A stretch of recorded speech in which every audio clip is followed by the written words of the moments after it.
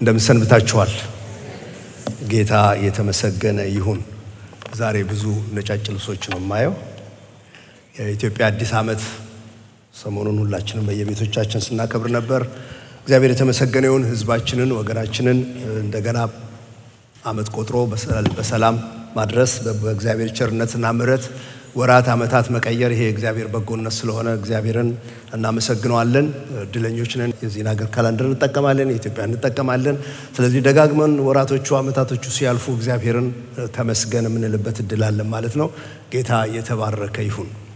ለዛሬው ተነስተን ቆመን ፊልጵስዩስ ምዕራፍ 3 ገብተናል ማለት ነው። ምዕራፍ 3 ከቁጥር 1 እስከ 3 ብቻ ስለሆነ አጭር ነው የሚሆነው። እሱን አብረን እንመለከታለን። እናንብብ። በቀረውስ ወንድሞቼ ሆይ በጌታ ደስ ይበላችሁ። ስለ አንድ ነገር መልሼ ልጽፍላችሁ እኔን አይታክተኝም። ለእናንተ ግን ደህና ነው። ከውሾች ተጠበቁ፣ ከክፉ ሰራተኞች ተጠበቁ፣ ከሐሰተኛ መገረዝ ተጠበቁ።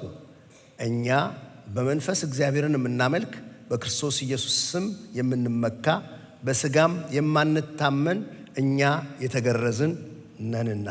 ይሄ ዛሬ የምንመለከተው ፊልጵስዩስ ምዕራፍ 3 ቁጥር 1 እስከ 3 ድረስ ብቻ ነው። ነገር ግን እስከ ምዕራፍ 4 ቁጥር 1 ድረስ ያለውን አንድ ክፍል አድርገን መውሰድ እንችላለን። ይሄ ምዕራፍ 3 እስከ ቁጥር 1 ድረስ ምዕራፍ 3ን ጨርሰን ምዕራፍ 4 ቁጥር 1 ድረስ ያለው ክፍል የፊልጵስዩስን ደብዳቤ ብዙውን ክፍል በጣም ትልልቅ መሪ ሐሳቦቹን የያዘ ክፍል ነው እና ደጋግመን ብናነበው ብዙ ነገር ከውስጡ የምናገኝበት ነው። ሐዋርያ ጳውሎስ ለፊልጵስዩስ ሰዎች ለክርስቶስ ወንጌል እንደሚገባ ኑሩ ብሎ ያስታወቀበት፣ በዚህ መንገድ የማይኖሩትን ደግሞ የሐሰት አስተማሪዎችና ምሳሌዎችን ጠቃቅሶ ከነሱ ራቁ ብሎ የተቃወመበት በጣም መካከል ላይ ያለ አስፈላጊ ክፍል ነው። በቀጥታ በጣም ፊት ለፊት ከውሾች ተጠበቁ ያለበት፣ በክርስቶስ ካልሆነ ምንም የሚጠቅም የሚመስለው ነገር ሁሉ የማይረባ ከንቱ ነገር ነው ብሎ ያወጀበት፣ እኔ ጌታን እንደምመስል እናንተ ደግሞ እኔን ምሰሉ ብሎ የጠየቀበት፣ የፊልጵስዩስ አማኞች በጌታ ጸንተው እንዲቆሙ ለክርስቶስ ያላቸውን ታማኝነት እንዲጠብቁ አበክሮ ያስገነዘበበት ትልቅ ክፍል ነው። ሲጀምር ምዕራፍ 3 ቁጥር 1 ላይ ሲጀምር በቀረውስ ብሎ ደህና ሁኑ የሚል ነው የሚመስለው። ልክ ሁለተኛ ቆሮንቶስ ምዕራፍ 13 ላይ እንዳለው በቀረውስ ደህና ሁኑ የሚል ነው የሚመስለው። ነገር ግን አተረጓጎሙ ላይ ነው እንጂ እዚች ጋር በቀረውስ ተብሎ የተጻፈው ቃል ከዚህ በተረፈ ብሎ አዲሱ መደበኛ ትርጉም እንደተረጎመው አይነት ቃል ላይ ያለው የተናገረውን ተናግሮ መጥቶ ከዚህ በተረፈ ግን ብሎ የሚናገረው ነገር እንዳለው መውሰድ ያስፈልጋል። ምዕራፍ 3 ከቁጥር 2 ጀምሮ እስከ ምዕራፍ 4 ቁጥር 3 ድረስ ያለው ከደስታ ከሰላምታ ከመነፋፈቅ ጋር የተያያዘ ነገር አይደለም። እንደምታስታውሱት ምዕራፍ 1 ላይ በጌታ እንዴት እንደምወዳችሁና እንደምናፈቃችሁ እግዚአብሔር ምስክሬ ነው ይላል። እናንተ ደግሞ ምን ያህል እንደምትወዱኝ ብሎ ስለ መዋደድ ያነሳል። ስለ ደስታ ይናገራል። ታስሮ እስር ቤት ውስጥ ሆኖ ብዙ የከፋ ነገር እንኳን ያለው ደስ ይለኛል፣ ደግሞም ወደፊትም ደስ ይለኛል፣ እናንተም ከኔ ጋር ደስ ይበላችሁ እያለ ስለ ደስታ ሲያወራ መጥቶ አሁን ከዚህ በኋላ የሚያወራው ቦታ ላይ ግን ያለው ነገር እንደዛ አይነት አይደለም። በጣም ጠንካራ ቃሎች የሚጠቀምበት ቦታ ነው። ምዕራፍ 2 ላይ ታሳውሳላችሁ አፍሮዲጡን ብሎ ስለ አፍሮዲጡን ድንቅ ነገር እንደተናገረ፣ ስለ ጢሞቴዎስ እነዚህ እንዴት ክርስቶስን እንደሚመስሉ የራሱንም እንኳን ነገር ምሳሌ እያነሳ ጥሩ ነገር ሲናገር ይቆይና ግን እዚህ ጋር ሲደርስ ኃይለኛ ነገር፣ እነዚህ ውሾች ሆዳቸው አምላካቸው የሆነ ከነሱ ተጠበቁ እያለ የሚናገርበት ክፍል ውስጥ እንገባለን እና አንዳንድ የመጽሐፍ ቅዱስ አስተማሪዎች እንደውም ይሄን ያዩና ምናልባት ይሄ ነገር ከሌላ ቦታ መጥቶ እዚህ ጋር የተደነቀረ ነገር ይሆን ብለው ያስባሉ። ግን አይደለም። ይገርማችኋል። ምዕራፍ 1 ላይ ለክርስቶስ ወንጌል እንደሚገባ ኑሩ ብሎ ለክርስቶስ ወንጌል እንደሚገባ መኖር በአንድ ልብ በአንድ ሐሳብ መንፈስን ህብረት ጠብቆ መቆም ነው። ይህን ማድረግ የምንችልበት ደግሞ በትህትና ነው። ትህትና ደግሞ ኢየሱስ ክርስቶስ ምሳሌያችን ነው። እሱ የባሪያን መልክ ይዞ መጥቶ እንዴት አድርጎ እንደወረደና የአባቱን ፈቃድ እንደታዘዘ ኢየሱስን ምሳሌ አድርጎ ያቀርብና ይህም ብቻ አይደለም። ጢሞቴዎስን ብታዩት የክርስቶስን የእናንተን የሚፈልግ ሰው ነው። ለእናንተ የሚደክም ሰው ነው። አፍሮዲጡን ብታዩት ስለ እናንተ ሊያገለግል መጥቶ እስከ ሞት ድረስ ታሞ ነበር፣ ጌታ ግን ምሕረት አደረገልን እያለ ይናገራል። የራሱን የጳውሎስን ነገር የኔም ሕይወት ከእናንተ ጋር ከመስዋዕታችሁ ጋር አብሮ ተቀላቅሎ ቢፈስ እያለ ይናገር ይመጣና አሁን በተቃራኒው ስለቆሙ ሰዎች ይናገራል። የተለየ ከሌላ ቦታ መጥቶ የተደነቀረ ቃል ሳይሆን አብሮ የተያያዘ ነገር አድርጌ ነው የማየው። ምክንያቱም እዛ ጋር ምሰሏቸው የሚላቸውን ሰዎች እንደተናገረ አሁን ከዚህ በኋላ ግን አትምሰሏቸው፣ እነዚህ ሌሎች ናቸው ብሎ የሚናገራቸውን ሰዎች አያይዞ እያነጻጸረ ያቀርብልናል። ቁጥር 1 ደግመን እንየው። በቀረውስ ወንድሞቼ ሆይ በጌታ ደስ ይበላችሁ። ስለ አንድ ነገር መልሼ ልጽፍላችሁ እኔን አይታክተኝም፣ ለእናንተ ግን ደህና ነው። በጌታ ደስ ይበላችሁ በሉ ሲጮክ ብላችሁ። ከዚህ በተረፈ በጌታ ደስ ይበላችሁ የመጀመሪያው ክፍል እሱ ነው የምናየው። እንደውም የቃሉ አጻጻፍ በጌታ ደስ ይበላችሁ ብቻ ሳይሆን በደስታ እየቀጠላችሁ ደስ እያላችሁ ደስ እየተሰኛችሁ ደስ ይበላችሁ አይነት ነገር ስሜት ነው ያለው። በቃ በመደሰት ቀጥሉ አይነት ነገር የመቀጠል ቃል ነው እዚህ ጋር የሚጠቀምበት ግስ። keep on rejoicing እየተደሰታችሁ ቀጥሉ። እንዲያውም በዚህ በፊልጵስዩስ መልእክት ውስጥ ደስታን በተለያየ ፎርም ደስታ የሚለውን ቃል በተለያየ ፎርም ደስ ይለኛል፣ ደስ ይበላችሁ፣ ደስ ይበለን በተለያየ ፎርም 16 ጊዜ የተጻፈበት መልእክት ነው። ፊልጵስዩስ ብቻ ሄዳችሁ ደስታ የሚለውን ነገር ጆይን መቁጠር ብትጀምሩ 16 ጊዜ በተለያየ መልክ ታገኙታላችሁ። እንዲህ የሚለው ሰው እስር ቤት ውስጥ ተቀምጦ ነው በመከራ እያለ ከውጭ ላሉት ለእነሱ ደስ ይበላችሁ የሚላቸው። እንደዚህ የሚናገረው ሰው ሁሉ ነገር የሞላለት ሰው ቢሆን ደስ ይበላችሁ የሚለን ያልተነካ ብለን እንደመድመው ነበር። አንተማ ተናገር ምን ተቸገርክ እንለዋለን።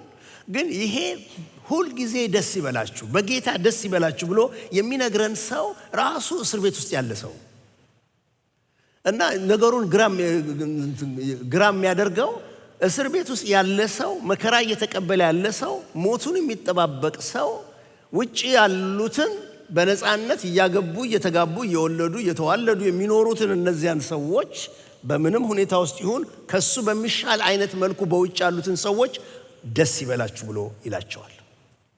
እርግጠኛ ነኝ ይሄንን ቃል ለመናገር ጳውሎስ የተሻለ ሰው ነው። ምክንያቱም መከራ ውስጥ ስላለ ያዳምጡታል ብዬ አስባለሁ። ምንም ያልተነካ ሰው ከሚናገር እንደሱ መከራ የሚጠጣ ሰው ቢናገረው ይሻላል። የጳውሎስን መከራ ሊስት የቱ ጋር ነው የምናገኘው? ምን መከራ እንደተቀበለ ሁለተኛ ቆሮንቶስ ምዕራፍ 6 ላይ ነው የምታገኙት። ሁለተኛ ቆሮንቶስ ምዕራፍ 6 ከቁጥር 3 እስከ 10 ድረስ እንደዚህ ይላል። ጳውሎስ መከራ የተቀበለበትን ነገር ይዘረዝራል። በመከራ፣ በችግር፣ በጭንቀት፣ በመገረፍ፣ በመታሰር፣ በሁከት፣ በስራ ብዛት፣ እንቅልፍ በማጣት፣ በመራብ፣ በክብርና በውርደት፣ በመመስገንና በመሰደብ ኖረናል። ደግሞም እውነተኞች ስንሆን ሐሰተኞች ተብለናል። የታወቅን ስንሆን እንዳልታወቅን ሆነናል። ሞተዋል ስንባል እነሆ በሕይወት አለን። ብንደበደብም አልተገደልንም። ሐዘንተኞች ስንሆን ሁልጊዜ ደስተኞች ነን። ድሆች ስንሆን ብዙዎችን ባለጠጎች እናደርጋለን። ምንም የሌለን ስንሆን ሁሉ የኛ ነው። በጣም ኃይለኛ ቃል ነው። ኑሮ እንዴት ነው ብትሉት እነዚህ ነው የሚዘረዝርላችሁ። በውጭ ስደት፣ በውስጥ ስደት፣ በመከራ፣ በውሃ ላይ ምናምን ይሄን ነው የሚዘረዝርላችሁ። ይሄን ሲገልጸው እንደውም አንድ ቦታ ላይ ሐዘንተኞች ስንሆን ማቋረጥ ሐዘን አለን። ሐዘንተኞች ስንሆን እንዲያት ደስተኞች ነን። ሁልጊዜ ደስተኞች ነን። ምንድነው አማኝን ደስ የሚያሰኘው ነገር?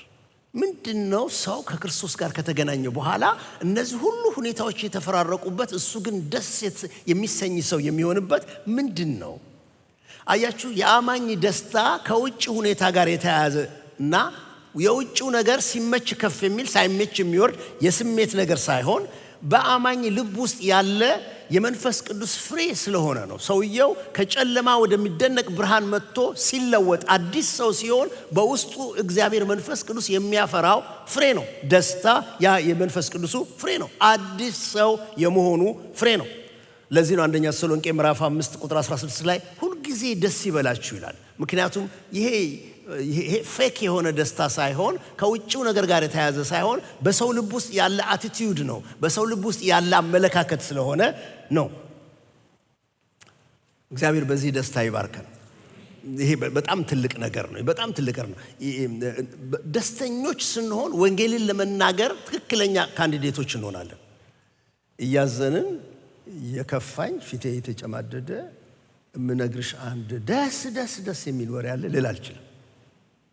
በጣም መልካም ዜና የምስራች የሚናገር ሰው ልቡ ደስተኛ ሆኖ ያ ደስታ በፊቱ ላይ የሚገለጥ ሆኖ በደስታ የሚወራ መልካም ዜና ስለሆነ ነው። ዜናው ደስ የሚያሰኝ ስለሆነ ማለት ነው።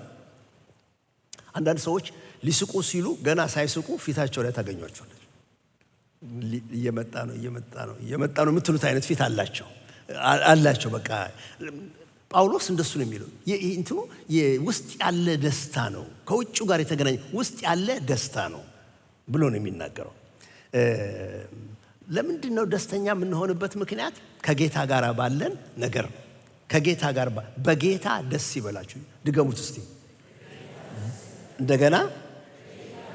በጌታ ደስ ይበላችሁ። ደስታችሁ የሚመሰረተው በኢየሱስ ላይ ስለሆነ፣ የደስታችሁ ምክንያት ራሱ ኢየሱስ ክርስቶስ ስለሆነ ለምን መደሰት እንደምንችል፣ እንዴት መደሰት እንደምንችል ነገሩን ሁሉ የሚያመጣው በጌታ በእርሱ መደሰት፣ በሰራው ስራ መደሰት ነው ብሎ ይለናል። አምልኮ ማለት ይሄ ነው። ሌላ ምን አለ? አምልኮ እኮ ማለት በጌታ መደሰት ነው፣ በስራው መደሰት ማለት ነው። ከምንም ነገር ጋር ሳያዝ ከራሱ ከጌታ ጋር። ከዚህ በፊት የነገርኳችሁ ይመስለኛል። ኮሜርስ እያለው አብረው የነበሩ አማኞች ነበሩ። ከዛ ውስጥ አንድ ወንድማችን ሁሌ ቀበሌ ያሳድደዋል፣ ብሔራዊ ውትድርና ሄድ እያለ እንደገና ቤተሰቡ መካከል ችግር አለው። በስደት የሚኖር ወንድማችን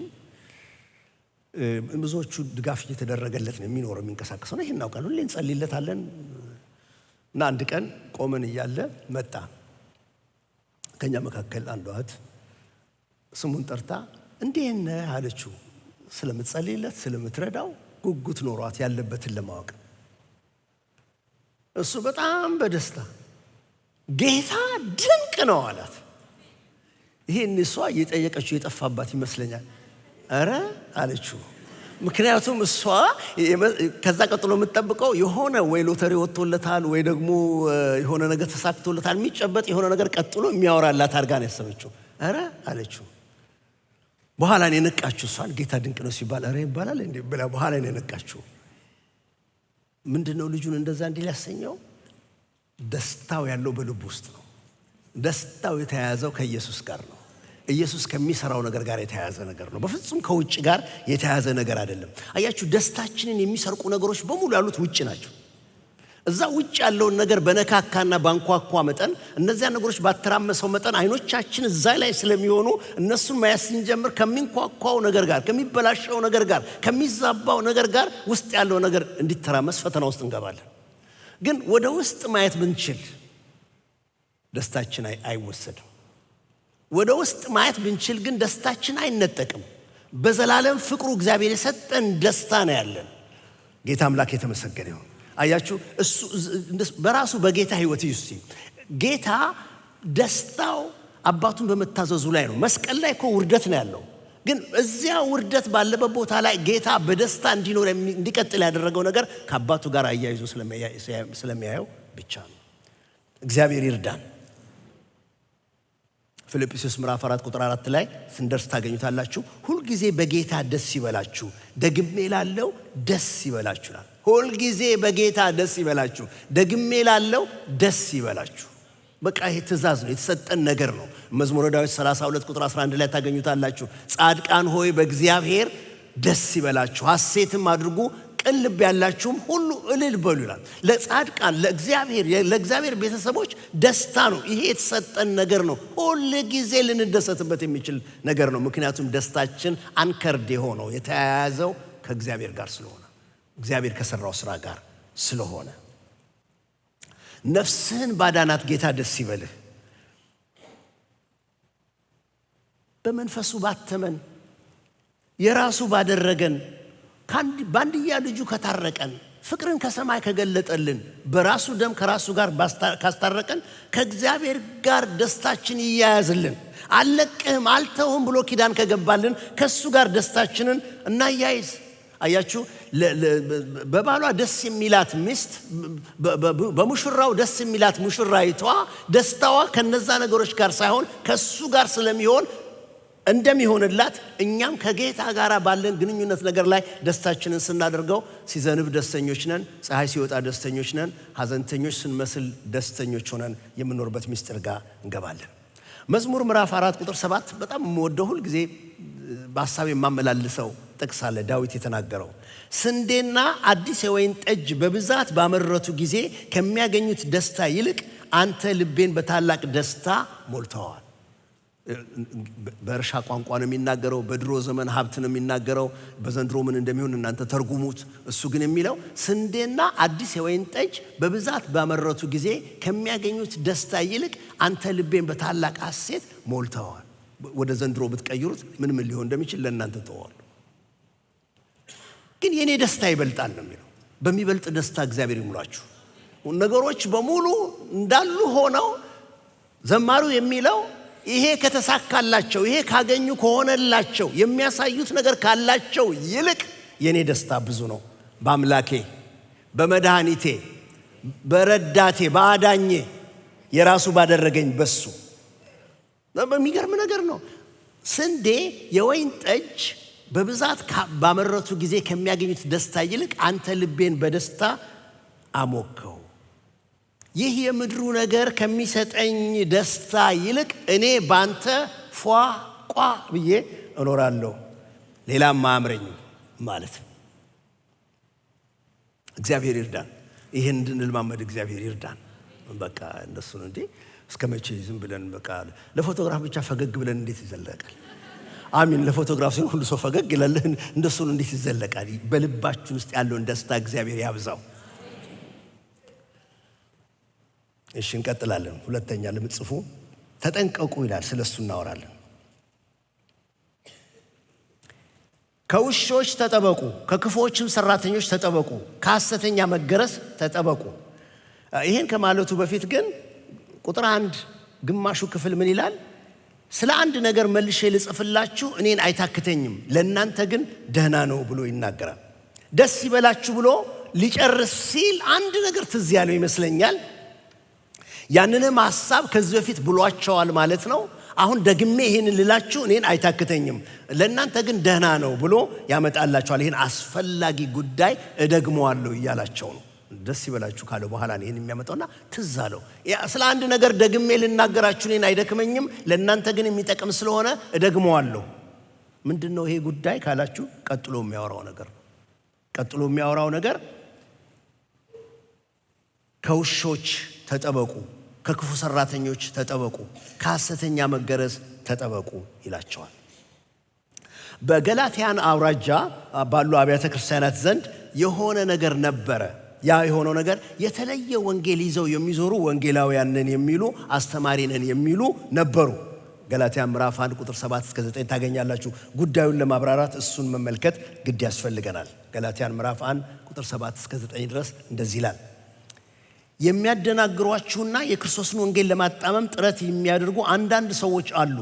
ነገር ግን እኛም ብንሆን ወይም የሰማይ መልአክ ከሰበክንላችሁ ወንጌል የተለየ ወንጌል ቢሰብክላችሁ እርሱ ለዘላለም የተረገመ ይሁን።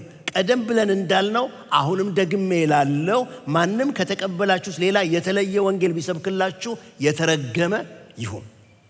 እነዚህ ነበሩ። ይሄ ከዚህ በፊት ብያቸዋለሁ። አሁንም ደግሜ ማለት እኔን አይደክመኝም፣ ለእናንተ ግን ጥሩ ነው የሚላቸው የእነዚህ ሰዎች ጉዳይ ነው። ምክንያቱም ሐዋርያት ሥራ ምዕራፍ 15 ላይ ታገኙታላችሁ። ክርክር ተነሳ። ሰው ጌታን ባይዘው ጌታ ከተነሳ በኋላ ደቀ መዛሙርቱ አማኞቹ አይሁዳውያኖች ናቸው። ስለዚህ እንደዚህ በኢየሱስ የሚያምኑት ከአይሁድ እምነት የወጣ አንድ የተለየ ክፍል ተደርጎ ይቆጠር ነበር እንጂ እንደ ሌላ ነገር ክርክር አልነበረውም። ጥቂት ናቸው። በቃ እነሱ የኢየሱስ አማኞች ናቸው፣ የኢየሱስ ተከታዮች ናቸው፣ አይሁዳውያኖች ናቸው። ግን ችግር የመጣው መቼ ነው?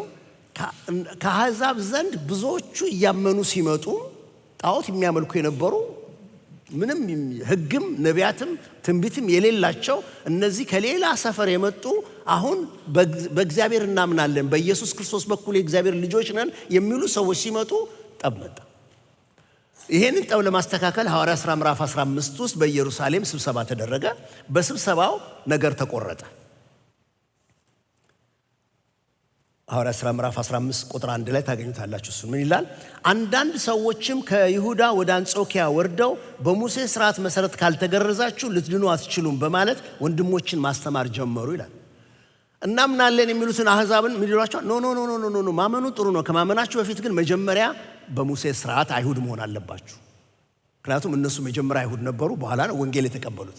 እና ልክ ያችን ሥርዓት ለማስተካከል እናንተ መጀመሪያ ከማመናችሁ በፊት ማመናችሁ ጥሩ ቢሆንም መጀመሪያ አይሁድ ትሆናላችሁ፣ ከዛ በኋላ ደግሞ ይህን ትጨምሩበታላችሁ፣ ከዛ ከኛ ጋር እኩል ትመጣላችሁ አይነት ነገር ይሏቸው ጀመር። ይሄ ኃይለኛ ክርክር ሆነ በመጀመሪያዊቷ ቤተክርስቲያን ውስጥ። እንዴት ነው ጽድቅ የሚገኘው? እንዴት ነው የእግዚአብሔር ልጅ የሚኮነው? ከአሕዛብ ወገን ከአይሁድ ወገን። ሌላ አንድ ጥቅስ ልጨምርላችሁ። ገላትያ ምዕራፍ 2 ቁጥር 11 እስከ 14 እንዲህ ይላል። ገላትያ ምዕራፍ 2 ቁጥር 11 ኬፋ ወደ አንጾኪያ በመጣ ጊዜ በግልጽ ስቶ ስለነበረ ፊት ለፊት ተቃወምኩት። አንዳንድ ሰዎች ከያዕቆብ ዘንድ ከመምጣታቸው በፊት ከአሕዛብ ጋር ይበላ ነበር። እነሱም በመጡ ጊዜ ግን የተገረዙትን ወገኖች ፈርቶ ከአሕዛብ ራሱን በመለየት ገሸሽ ማለት ጀመረ። በርናባስም እንኳ በእነርሱ ግብዝነት እስኪወሰድ ድረስ ሌሎቹም አይሁድ በግብዝነቱ ተባበሩት። ተግባራቸው እንደ ወንጌል እውነት አለመሆኑን በተረዳው ጊዜ በሁሉ ፊት ኬፋን እንዲህ አልኩት። ተዛለው እናንተ ነበር። የሚገርም ነው። ቁጭ ብለው ይበሉ ነበር። እየበሉ ከአሕዛብም የመጡ የዳኑ አሉ፣ ከአይሁድም የዳኑ ክርስቲያኖች አሉ። ምግብ ቀረበ። በልተው ጸልየው አመስግነው እየበሉ የጌታን ሥራ እያወሩ እየተጫወቱ ሰላም የነበረ ጫወታና ህብረት፣ በደስታ የሚካፈሉት ህብረት ድንገት እነዚህ አይሁድ መሆን አለበት ሰው መጀመሪያ ለመዳን የሚሉ እነሱ ገቡ። እንዴት ዋላችሁ ብለው ቢገቡ የመጀመሪያ ነገር ሆነው ጴጥሮስ ብድግ ብሎ ቦታ ቀየረ። ከዛ በኋላ በርናባስም ትንሽ እንደዚህ ያለ ወዲያው በአንድነት በህብረት የነበረው ያ ነገር ወዲያው እነዚህ ሰዎች ልክ ሲገቡ ፕሬሸሩ ከባድ ስለሆነ ጎመን በጤና የሚል አይነት ሀሳብ የመጣባቸው ቦታ ወንበሩ ምናምን ሲል ጳውሎስ ያያቸው እንጂ ወንጌል እንደዚህ አይደለም፣ ወንጌል እንዲህ አይደለም። እኛ ራሳችን የዳነው በኢየሱስ ክርስቶስ በሆነው እምነት ጽድቅን ከእግዚአብሔር እንዲያው ተቀበልን እንጂ የሰራነው ስራ አይደለም። እነዚህ ሰዎች እንዲሰሩ እንዴት እንደዚህ የምናደርገው ብሎ ኬፋ እኮ ሲኒየሩ ነው፣ ለሱ ሲኒየሩን ሐዋርያ በሁሉ ፊት ገሰጽኩት ብሎ ይናገራል። እና እንደዚህ አይነት ነገር ነበረ። እና አሁን ለፊልጵስዩስ የሚላቸው ምንድነው? አንድ ነገር ግን ልደግም እፈልጋለሁ፣ እኔን አይደክመኝም አይታክተኝም፣ ለእናንተ ግን ይጠቅማችኋልና እሱን ልድገመው ብሎ ያንን ነው የሚደግምላቸው። ምንድነው የሚደግምላቸው? ተጠንቀቁ፣ ተጠበቁ። ቁጥር 2 ላይ ብቻ 3 ጊዜ ነው በያዛችሁት መጽሐፍ ቅዱስ ከውሾች ተጠበቁ፣ ከክፉ ሰራተኞች ተጠበቁ፣ ከሐሰተኛ መገረዝ ተጠበቁ ይላቸው። ተጠበቁ አንድ ባህሪ ነው፣ ግን 3 አይነት አገላለጽ ነው የገለጸው። ውሾች ይላቸዋል፣ ክፉ ሰራተኞች፣ ሐሰተኛ መገረዝ የሚያስተምሩና የሚለማመዱ እነዚህ ብሎ ይናገራቸዋል። ባይ ዘ ዌይ ይሄ ውሾች የሚለው ቃል ጳውሎስ ያመጣው ሳይሆን ጥቅስም አለው ካስፈለገ። ዘዳግም ምዕራፍ 23 ቁጥር 17 ላይ ታገኙታላችሁ። መዝሙር 22 16 ላይ ታገኙታላችሁ። ወደዛ እንሄድም። አይሁዳውያኖቹ አሕዛብን የሚጠሩበት መንገድ ነው። እነሱ አይሁዳውያን ናቸው፣ የከበሩ ናቸው፣ ከእግዚአብሔር ጋር ኪዳን አላቸው። እነዚህ አሕዛብን ግን ውሾች ብለው ነው የሚጠሩት። ኖርማል ነው። ጥቅስ ከብሉይ ኪዳን ጠቅሰው መዝሙር 22 ማውጣት ትችላላችሁ። ውሾች ይላቸዋል ጠላቶቹ እና ውሾች ብሎ ይጠራል። የረከሱትን ሰዎች ውሾች ብለው ነው የሚጠሩት አይሁዳውያኖቹ። ባክግራውንዱ እሱ ነው። ዘዳግም 23 ላይ እንደሚናገረው ደግሞ የወንድ ሴት አዳሪውን ሰው ሲያገኙት ውሻ ብለው ነው የሚጠሩት። ጳውሎስ ይሄንን ቃል ነው የሚጠቀመው። በጣም ከባድ ቃል ነው። ከውሾች ተጠበቁ። እና እነማን ነው ውሾች የሚላቸው? እነዚህ በኢየሱስ ማመን ብቻ አይበቃም፣ አይሁድ መሆን የሙሴን ሕግና ስርዓት መጨመር አለባችሁ ብለው የሚያስተምሩትን እነዚህን ወደ ይሁዲነት የሚያስገቡ ግን ወንድም ነን የሚሉ ግን ወንጌል አስተማሪ ነን የሚሉ ሌላ የራሳቸውን ነገር የሚጨምሩ እነዚህን ውሾች ብሎ ይጠራቸዋል።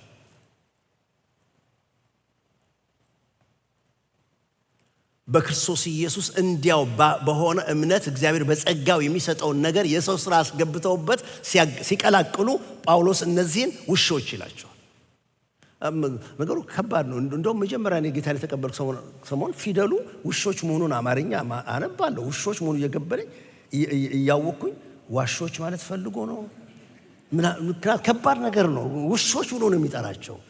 እነሱ ለአሕዛብ የሚጠቀሙበትን ቃል፣ እነሱ ረክሷል ለሚሉት የሚጠቀሙበትን ቃል፣ እነሱ ሌሎችን እየተመጻደቁባቸው የሚጠሯቸውን ስያሜ አሁን ጳውሎስ ለነሱ መልሶ ይሰጣቸው።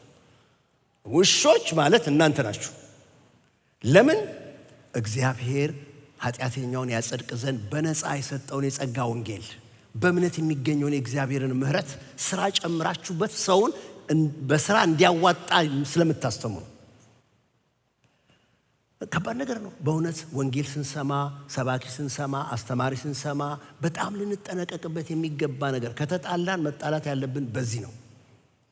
በኢየሱስ ክርስቶስ ላይ ጨምሮ ሲነግረን ወይ ከኢየሱስ ክርስቶስ ስራ ቀንሶ ሲነግረን እግዚአብሔር ለተቀበሉት ሁሉ በስሙ ለሚያምኑት የእግዚአብሔርን ልጅነት እንዲያው ይሰጣቸው ዘንድ አንድ ልጁን እስኪሰጥ ድረስ ዓለምን የወደደበትን ይህን የጸጋ ወንጌል፣ ይህን የምህረት የፍቅር ወንጌል እንዳለ ከማስቀመጥ ይልቅ ግን ብለው ከጨመሩበት፣ ግን ብለው ካመጡ፣ ካስታከኩበት እነሱ ነው ውሾች ብሎ የሚጠራቸው። እግዚአብሔር ከእንደነዚህ ውሾች ይጠብቃችሁ። ክፋትን የሚያደርጉ ክፉ ሰራተኞች ከነሱ ተጠበቁ። ከክፉ ሰራተኞች ተጠበቁ። እነዚያ የአይሁድ ወግ አጥባቂዎች እነዚህን አማኞች ለምን እንደሚፈልጓቸው ደግሞ ሲናገር ገላትያን ምዕራፍ 4 ቁጥር 17 ላይ ለምን እንደሚፈልጓቸው ይናገራል። እዩት። እነዚያ ሰዎች ወደ ራሳቸው ሊወስዷችሁ ይተጋሉ፣ ለበጎ ግን አይደለም። ለበጎ አይደለም። የሚፈልጉት እናንተን ከኛ ነጥለው ለራሳቸው ሊያደርጓችሁ ነውና። ክፉዎች ናቸው፣ በጣም ክፉዎች ናቸው። ገላትያ ምዕራፍ 2 ቁጥር 4 ላይ ይህ ጉዳይ የተነሳው አንዳንድ ሐሰተኛ ወንድሞች በክርስቶስ ኢየሱስ ያገኘነውን ነፃነት ሊሰልሉና ባሪያዎች ሊያደርጉን ወደኛ ሾልከው በመግባታቸው ነው። እንደዚህ አይነት ሰራተኞች ሾልከው ነበር የገቡት። ማለት በድብቅ አያደርጉትም። አገልጋይ እንዳይሰማ፣ ከሌ እንዳያይ ብለው ለብቻቸው በጨለማ የሚያደርጉት ነገር ነው። ወደ ብርሃን አያመጡትም። እንደነዚህ አይነት ክፉ ሰራተኞች ናቸው። ካገኟችሁ ከኛ ነጥለው ይላል ጳውሎስ ነው የሚለው፣ ከኛ ነጥለው የነሱ ነው የሚያደርጓችሁ። ምክንያቱም ጳውሎስ ወንጌል ሰብኮ ሰዎች ከዳኑ የጌታ ነው የሚያደርጋቸው፣ የእሱ አያደርጋቸው። እነዚህ ግን የራሳቸው ስለሚያደርጓቸው። ወንድሞች፣ ሰው ወንጌል ከነገረን በኋላ የራሱ ሊያደርገኝ ከሞከረ እሱ ክፉ ነው። ወንጌል ከነገረኝ አንድ ሰው ካዳነኝ፣ ጌታ ጋር ካስተዋወቀኝ፣ በሱ እንድኖር፣ በሱ እንዳድግ፣ የሱ እንደሆን ከሙሉ ነፃነቱ ጋር ሊተወኝ ይገባል። እያበላሸው እየገሰጸኝ፣ እያስተማረኝ እያቀናኝ የኢየሱስ እንደመሆን አድርጎ ይሄንን ከልቶች እኮ የሚያደርጉት እነዚህ ከልት አይነት ልምምድ ያላቸው የሚያደርጉት ምንድነው? እናምናለን የሚለውን ሰው ወስደው የነሱና የነሱ በሆነው ሕግ ስር አስገብተው ቆልፈው አንድ ሳጥን ውስጥ ነው ሰዎቹን የሚያኖሯቸው። እንዲደነዝዙ አድርገው ነው የሚያኖሯቸው። እግዚአብሔር ግን የነፃነት አምላክ ነው። እግዚአብሔር ግን የሰላም አምላክ ነው። እግዚአብሔር ግን የእረፍት አምላክ ነው። በዚህ ነው የምታውቋቸው ሰዎች የክርስቶስ መሆን አለመሆናቸውን በዚህ ነው የምታውቋቸው። የጌታ መንፈስ ይመስለኛል ይሄን ስትረስ እንዳደረግ የሚያደርገኝና ስሙኝ። ሰዎች የጌታ እንደሆኑ በጌታ ተልከው እንደመጡ ወደ ቤታችሁ፣ ወደ ከተማችሁ፣ ወደ እናንተ ሰፈር እንደመጡ የምታውቁበት አንዱ ነገር ምን ያህል ነፃነት ይሰጧችኋል። በጌታ ያለው ነፃነታችሁ ለመስማት ላለመስማት፣ ለመቀበል ላለመቀበል፣ ገንዘብን ለመስጠት ላለመስጠት ነፃነት ያስፈልጋል። ይሄን በክርስቶስ ሞት የተገኘውን ነፃነትን ከሰጠ እሱ የእግዚአብሔር ነው።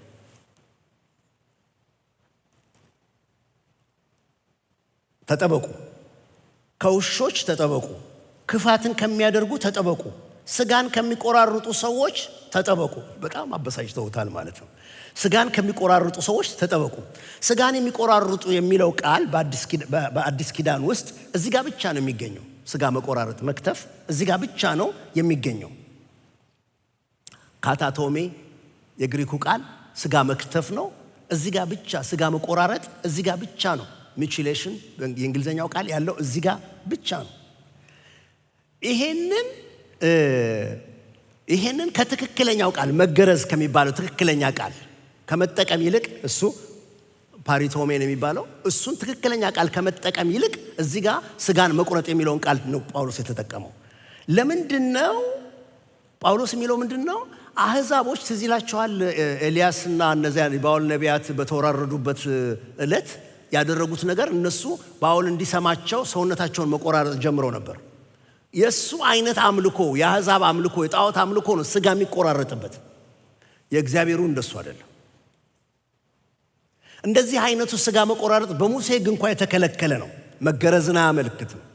ቅድም እንዳልኳችሁ የሰውን ነፃነት የሚያጠፋ ነገር ስለሆነ እና ስጋ የሚቆራርጡትን ተጠበቁ ብሎ ይላቸዋል።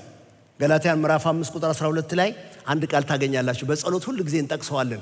የሚያውኳችሁ ቆረጡ ተብሎ ተጽፏል። አይናችንን ጨፍነን እሱን የምንለው በጣም አይናችንን ጨፍነን በኃይል ድብ እናድርገን የሚያውኳችሁ ቆረጡ ተብሎ ጳውሎስ እዚህ ጋር ያለው ግን እሱም ማለቱ አይደለም። በጣም ስለተናደደባቸው እንደ አሕዛብ ይቆራረጡ ከፈለጉ ገላትያን ምዕራፍ 5:12 ላይ ግራ የሚያጋባችሁ ሰዎች፣ አዲሱ መደበኛ ትርጉም እንደዚህ ነው የሚለው፣ ግራ የሚያጋባችሁ ሰዎች የራሳቸውን መግረዝ ብቻ ሳይሆን ይጎንደሉ፣ ይቆራረጡ ማለቱ ነው። ተጠንቀቁ፣ ተጠበቁ የሚላቸው ከነዚህ ሰዎች ነው። የሆነ መገለጥ አለኝ ብሎ የሆነ ነገር አሳያለሁ ብሎ በክርስቶስ ላይ ጨምሮ ከክርስቶስ ቀንሶ እውነተኛውን ወንጌል ከመናገር ዘወር የሚያደርጓችሁ እነዛ ሰዎች ቢያስፈልግ ይቆራረጡ እነሱ ብሎ ነው የሚላቸው። አንድ አይነት ሰው ነው፣ አንድ አይነት ባህሪ ነው። ግን ውሾች፣ ክፉ ሰራተኞች፣ ስጋን የሚቆራርጡ ብሎ ነው የሚገልጻቸው። ጌታ ከነዚህ ይጠብቃል። ተጠበቁ ነው የሚለን። በጣም ተጠበቁ ነው የሚለን። አንዳንድ ግቢ ስትሄዱ በጣም ትልልቅ ግቢ ምናምን ነገር አገር ቤት በጣም የተለመደ ነው። እዚህም ያለ ይመስለኛል። ውሻ አለ ተጠንቀቁ የሚል አንድ በትልቁ የውሻ ፎቶግራፍ እና ጥቁር ነገር ቀይ ነገር ያለበት ስዕል ነገር ይለጥፋሉ። ውሻ አለ፣ ተናካሽ ውሻ አለ፣ የሚቦጫጭቅ ውሻ አለ፣ ተጠንቀቁ። የእሱ አይነት ምልክት ጳውሎስ ይህን ደብዳቤ የሚጽፈው በሮማውያኑ ዘመን በዛ ጊዜ በጣም የተለመደ ነገር ነው። በቃ ብዙዎቹ ግቢያቸው ውስጥ ያሏቸው ውሾች እንደዚህ አይነት ስለሚሆኑ በጣም ተናጣቂዎች ስለሚሆኑ እዚህ ጋር የሚጠቅሳቸው ውሾች በየመንገዱ ሰው የሚተናኮሉ የምታዩዋቸው አይነት በላተኛ ውሾችን ነው የሚጠቅሰው። እነዚህ እንደሱ አይነቶች ናቸው፣ ተጠበቁ ከነዚህ ብሎ ይላቸዋል። እግዚአብሔር ማስተዋልን ይስጠን። እናንተ የእግዚአብሔር ቤተሰቦች፣ የእግዚአብሔር ልጆች፣ እግዚአብሔር መለየትን ይስጣችሁ። እሺ የምትሉትና እምቢ የምትሉትን የምትከተሉትና የምትርቁትን የምትለዩበት እግዚአብሔር የመለየት ጸጋ ይስጣችሁ። ቁጥር 3 ጋር እንሄዳለን። ቁጥር 3 እኛ በመንፈስ እግዚአብሔርን የምናመልክ በክርስቶስ ኢየሱስም የምንመካ በስጋም የማንታመን እኛ የተገረዝን ነን። አሁን እዚህ ጋር ለምን ከነሱ መጠንቀቅ እንደሚገባቸው 3 ምክንያቶችን ያቀርብላቸዋል። ተጠንቀቁ ካላቸው በኋላ እኛ የተገረዝን ነን። ትክክለኛ መገረዝ ምን ማለት እንደሆነ ከዚህ በኋላ ነው የሚዘረዝረው። የእውነተኛ መገረዝ ትርጓሜውን ከዚህ በኋላ ይናገራል ጳውሎስ ራሱን ጨምሮ። እነሱ እናንተ ሲል ቆይቶ አሁን እሱ እኛ ብሎ ራሱን ጨምሮ እኛ የተገረዝን ነንና ይላል። በወንጌል እኛና እናንተ የሚባል ነገር አለ። እደግመዋለሁ። በተቻለ መጠን ከሰው ጋር በሰላም መኖር እንፈልጋለን። እናንተም እንደሱ ነው፣ እኔም እንደሱ ነው። ሁላችንም ፈርተን በሰላም ነው መኖር የምንፈልገው። ተቻቻሉ፣ አኮሞዴት አድርጉ፣ ሰው ሰፋ አድርገው ሰው የምትቀበልበት ነገር እንባባላለን። ግን ምን ያህል ነው የማሰፋው? የሆነ ቦታ እኮ እኛና እነሱ መባባል ግድ ሊመጣ ነው። ጳውሎስ ያው እዚህ ጋር እነሱ ተጠበቁ ካለ በኋላ ፊልጵስዩስንም ራሱንም ጨምሮ እኛ የተገረዝን ነን ብሎ ይላል። በወንጌል ይሄ አለ። ይህንን በጣም መያዝ ያስፈልጋል። በትክክለኛ ትምህርትና ኑሮ በሐሰት ወንጌል ጠማማ በሆነ ትምህርትና ኑሮ ምክንያት እኛና እነሱ መባባል ይቻላል። በእውነት የተገረዝን ነን። አሁን መገረዝ እዚህ ጋር ፐሪቶሚ ቅድም ያልኳችሁ ቃል ትክክለኛው ቃል ዘፍጥረት ምዕራፍ 17 ላይ እግዚአብሔር አብርሃምን የቤቱን ወንድ እንዲገርዝ ያዘዘበት ትክክለኛ ቃል ነው። እዚህ ጋር ጳውሎስ የሚጠቀመው መገረዝ ስለሆነ እሱ በእግዚአብሔር ዘንድ ኪዳን ያለው ነገር ስለሆነ በቃ ተገረዙ የሚለውን ቃል እሱና ያመጣና የተገረዝስ እኛ ነን። እነሱ ስጋቸውን ነው የሚቆራርጡት፣ ውሾች ናቸው፣ ስጋ በላተኞች ናቸው። የተገረዝን እኛ ነን ብሎ ይናገራል። ምንድነው የተገረዘ ማለት? የተገረዘ ማለት አንደኛ በመንፈስ እግዚአብሔርን የምናመልክ እሱ አንደኛው። ምክንያቱም እስራኤላውያኖች እኮ የተገረዙት እግዚአብሔርን ለማምለክ ኪዳን ውስጥ እንዲገቡ ነው። እግዚአብሔርን ለማገልገል ልዩ ሕዝብ ለመሆን ልዩ ወገን ለመሆን የተገረዙት። ጉዳዩ የአምልኮ ነገር ነው እንጂ የሃይማኖት ስርዓት ስለመፈጸም ነገር፣ ስጋ ስለመቁረጥ ነገር አልነበረም። ኦሪጂናሊ ኢንቴንሽኑ እግዚአብሔር መገረዝን ሲሰጣቸው ለእግዚአብሔር የተለየ ሕዝብ እንዲሆኑ እግዚአብሔርን እንዲያመልኩ ያመጣላቸው ምልክት ነበር። እንግዲያው በአዲስ ኪዳን ውስጥ አሁን የሚሰራው በእጅ የሚደረገው መገረዝ ሳይሆን ቆላስይስ ምዕራፍ 2 ቁጥር 11 ላይ እንዳለው በእርሱ ሆናችሁ በእጅ ባልተደረገ መገረዝ ተገረዛችሁ ስለሚል አሁን በመንፈስ የምንገረዘው መገረዝ ነው። እግዚአብሔር መንፈስ ስለሆነ ወንድሞች እናቶቼ የሚመለከውም የሚሰገድለትም በመንፈስ ነው። የእግዚአብሔር ቃል እንደሚናገር ጌታ ኢየሱስ እንደተናገረው የእግዚአብሔር መስዋዕት ደግሞ የተሰበረ መንፈስና የተዋረደ ልብ ነው። መዝሙረ ዳዊት ምዕራፍ 51 እንደሚናገረው እንደዚህ ባለ ሁኔታ እግዚአብሔርን ስናመልክ መገረዝ እሱ ነው። መገረዝ የልብ ጉዳይ ነው። እስቲ ድገሙት ከኔ ጋር 1 2 3 መገረዝ የልብ ጉዳይ ነው። እኛ የተገረዝነን ብሎ ይናገርና በእግዚአብሔር መንፈስ የምናመልክ ስናመልክ የሆነ ስራ እየሰራን የሃይማኖት ግዴታ እየፈጸምን እጅ እግር ሰርቶ የሚጨርሰው ነገር ሳይሆን በልባችን ውስጥ ያለ ነገር ነው። ልባችን ስለተገረዘ እጅና እግራችን የሚያደርገውን ነገር ያደርጋል እንጂ እጅና እግራችን አድርጎ እዛ አይቆም። የሚጀምረው ልባችን ተገርዞ ነው። እግዚአብሔር ለእስራኤላውያን እኮ ልባችሁን ግረዙ፣ የልባችሁን ሸለፈት ግረዙ እያለ የሚናገራቸው በእግዚአብሔር ዘንድ እውነተኛው መገረዝ በልብ የሚደረግ ስለሆነ እኛ የተገረዝን ነን ይላል። በክርስቶስ ኢየሱስ በመንፈስ የምናመልክ። ሁለተኛው መገረዝ ሁለተኛውን እዚሁ ጋር በክርስቶስ ኢየሱስ የምንመካ በጌታ መመካት። በጌታ መመካት በሉ። ይሄ በጌታ መመካት፣ በጌታ መደሰት፣ በጌታ መደገፍ፣ በጌታ መኩራት፣ በጌታ በሆነው ነገር ኃይል ትምክት ማግኘት። ይሄ ቃል 35 ጊዜ ጳውሎስ በመልእክቶቹ ጠቅሶታል። በጣም ጳውሎስ የሚወዳቸው ልክ በጌታ እንደሚለው በጌታ መመካትን ደግሞ 35 ጊዜ በጣም የጠቀሰው ነገር ነው። ምክንያቱም ወንጌል እሱ ነው። ወንጌል ምንድን ነው? ወንጌል እኮ ክርስቶስና ክርስቶስ በሰራው ስራ ላይ መመካት ነው። ያኔ የኛ ነገር እያነሰ ይሄዳል ማለት ነው። ያኛው ወንጌል ደግሞ የሚያደርገው ምንድነው? ሰው የሚሰራውን የሰውን መዋጮ ከፍ እያደረገ የክርስቶስን ነገር ያሳንሰዋል። እኛ በክርስቶስ የምንመካ ስለሆነን የተገረዝን ነን። ገላትያ ምዕራፍ 6 ቁጥር 13 ላይ ጳውሎስ ራሱ የሚመካበትን ነገር ጽፎታል። እሱን ላንብብላችሁ። ገላትያ ምዕራፍ 6 ቁጥር 13 እንደዚህ ይላል፣ እነሱ በስጋቸው ለመመካት ሲሉ ተገርዣለሁ ለማለት ስለሚመች በስጋቸው ለመመካት ሲሉ እንድትገረዙ ፈለጉ እንጂ የተገረዙት ራሳቸው እንኳ ሕግን አይጠብቁም። ተቆራርጠዋል፣ ግን ሕግን አይጠብቁም። ሕግን የሚጠብቁ አይደሉም። ነገር ግን አሁን የጳውሎስን ትምክህት ይዩት። ጳውሎስ የሚመካበትን ሲናገር ዓለም ለእኔ ከተሰቀለበት እኔ ለዓለም ከተሰቀልኩበት ከጌታችን ከኢየሱስ ክርስቶስ መስቀል በቀር ሌላ ትምክህት ከኔ ፈጽሞ ይራቅ። አሜን። ሌላ ትምክህት ከኔ ይራቅ። እኔ መመካት ካለብኝ የምመካው በኢየሱስ ክርስቶስና እሱ በመስቀል ላይ በሰራው ነገር እመካለሁ። ከሳሼ ቢመጣ ድካሜ ቢታወቅ ወይም ደግሞ ስኬቴ ቢነገር ምንም ይሁን ምንም በህይወቴ ውስጥ የምመካበት፣ የምደገፍበት፣ የምደሰትበት የመጨረሻው ነገር ያለኝ ነገር ብጠየቅ የማቀርበው ነገር ያለው መመኪያዬ ኢየሱስና እሱ በመስቀል ላይ የሰራው ነገር ነው። እና ስለነዚህ ውሾች፣ ሐሰተኛ አስተማሪዎች፣ ክፉ ሰራተኞች ስለነሱ ሲናገር እነሱ እኮ በስጋችሁ ለመመካት ሲሉ እንድትገረዙ ፈለጉ እንጂ ጠባቂዎች ሆነው አይደለም ብሎ ይናገራል። ምርጫ ነው ወንድሞቼ እናቶቼ፣ ምርጫ ነው። ሰው ወይ በራሱ ታምኖ በስራው ተመጻድቆ እግዚአብሔርን ጋር እንዲና እንዲደርሳለሁ ብሎ በራሱ የሚመካበት ነገር ማምጣት አለበት፣ ወይም ደግሞ እኔ አልችልም ክርስቶስ ስለኔ በሆነው ነገር እመካለሁ ብሎ በዚያ ላይ መንጠልጠል ይኖርበታል። እኛ የተገረዝንን እግዚአብሔርን በመንፈስ የምናመልክንን፣ እኛ የተገረዝንን በክርስቶስ የምንመካንን፣ እኛ የተገረዝንን ሶስተኛውን ነገር እናገራለሁ፣ በስጋ የማንታመንን ይላል።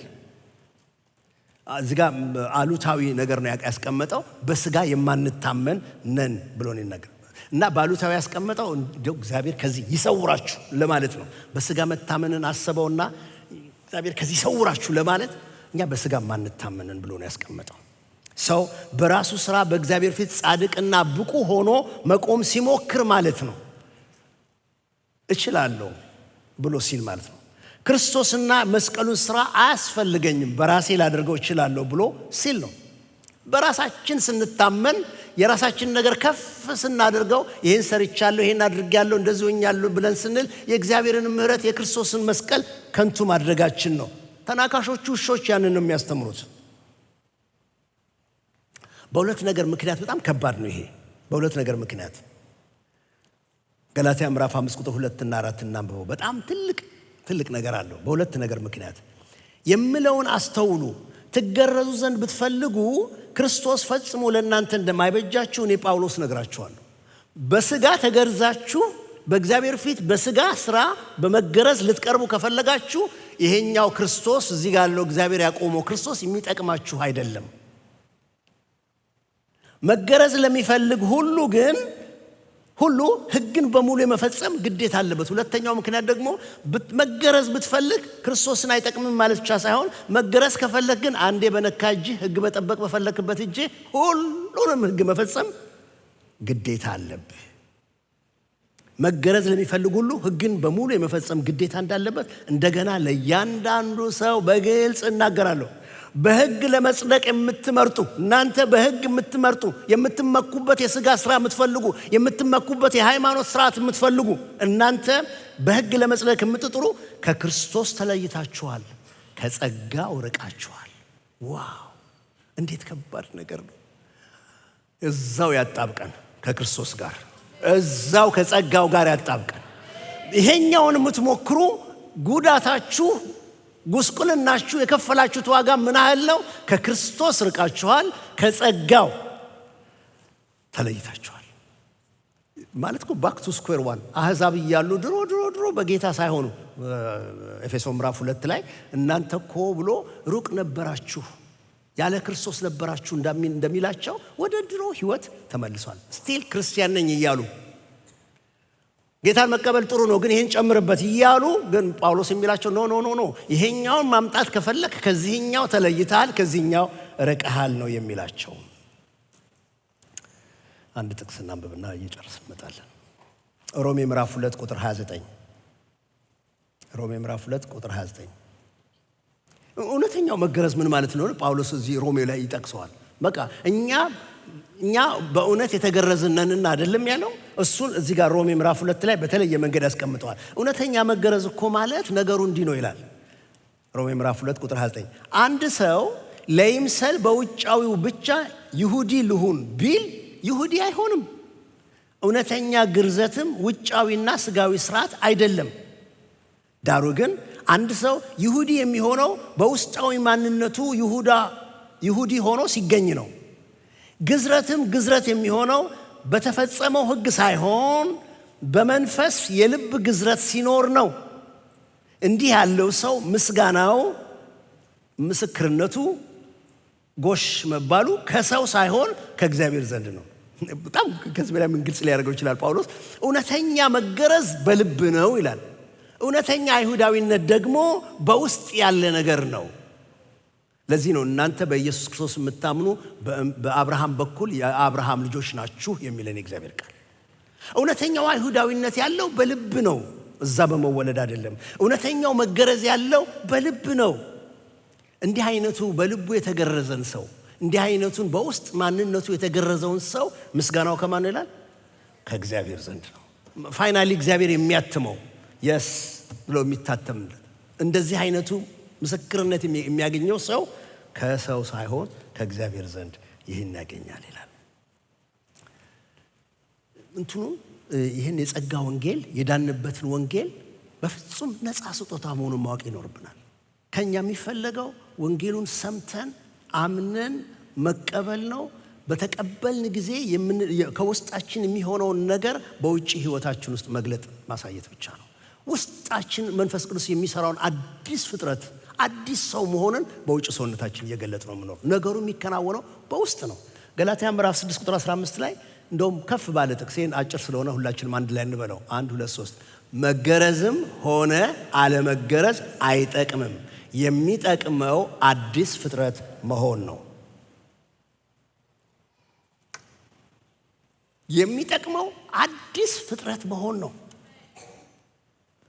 ይኸው አሁን እኮ እንደ ቀለበት ይሁት ቀለበት በባልና በሚስት መካከል ያለውን ግንኙነት ስለሚወክል ነው። ነገሩ ዋናው ነገር በባልና ሚስቱ መካከል ያለው ግንኙነቱ ነው። እንደ ጥምቀቱ ውሰዱት። የሚጠመቅ ሰው ከክርስቶስ ጋር ግንኙነት ኖሮት ህብረት ኖሮት ካልሆነ ይሄ ጌታን ሳያውቅ ከጌታ ጋር ሳይገናኝ እዚህ ውሃ ውስጥ አስገብተን የምናወጣው ሰው ከዚህ በፊት ስናገር ሰምታችሁኛል። በጌታ ካላመነ ከጌታ ጋር ካልተገናኘ ግንኙነት ከሌለው ውሃ ውስጥ ከመግባቱ በፊት ደረቅ ኃጢአተኛ ነበር፣ ገብቶ ሲወጣ ደግሞ እርጥብ ኃጢአተኛ ይሆናል ማለት ነው። ምንም ሌላ ልዩነት የለውም። ዋናው ነገሩ ያለው ግንኙነቱ ላይ ነው፣ ከጌታ ጋር ያለው ግንኙነቱ። መገረዝም ሆነ አለመገረዝ አይጠቅምም፣ የሚጠቅመው አዲስ ፍጥረት በጌታ መሆን ነው። እንግዲያው በጌታ ስራ እንመካ፣ በጌታ ስራ ደስ ይበለን። ወስደን ስናቀርበው የሰው ስራ ስላይደለ የሥጋ ስራ ስላይደለ የእግዚአብሔርን ስራ እንደ እግዚአብሔር እንደሰራለት ሰው በደስታ እየተመካን እየኮራንበት የምናቀርበው ነገር መሆን አለበት። እግዚአብሔር በዚህ ይባርከን። በቃ እግዚአብሔር ሰርቶት በጨረሰው በዚያ በእግዚአብሔር ስራ በእግዚአብሔር ልጅ በኢየሱስ ክርስቶስ የምንመካበት ማንነት ይኑረን። ጌታ አምላክ የተባረከ ይሁን። ረጅም ምስጋናና ክብር ለጌታ እንሰጣለን።